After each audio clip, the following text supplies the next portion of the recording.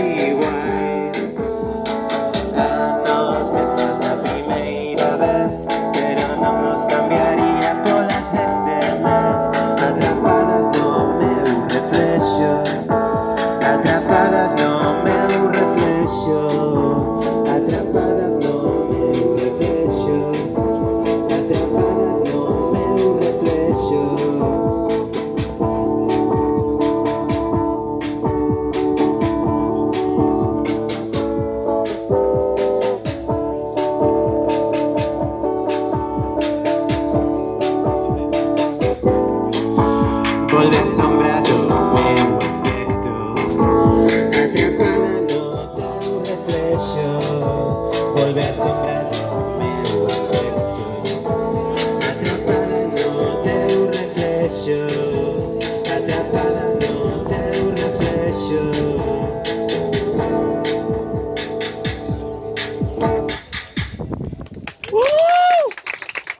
Sí, sí, sí. Gracias.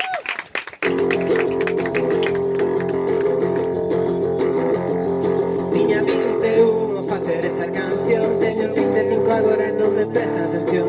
Non hai problema, estou ben así, as cousas pasan cando miran para ti.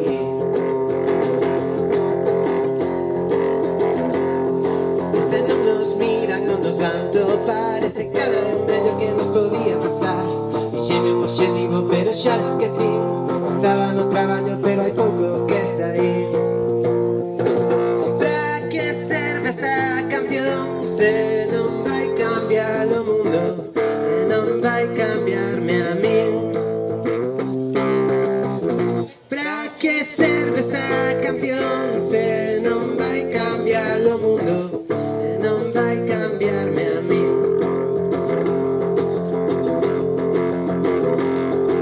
O tempo libre non me vai liberar, pero teño tempo libre así que vou usar.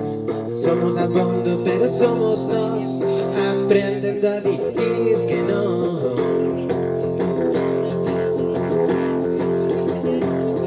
Vin estrellas fugaces hai agora un mes, pedí un desexo, pero eran só satélites e a tecnoloxía que lle vas pedir.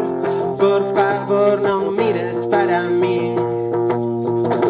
Pra que serve esta canción se non vai cambiar o mundo e non vai cambiarme a mí?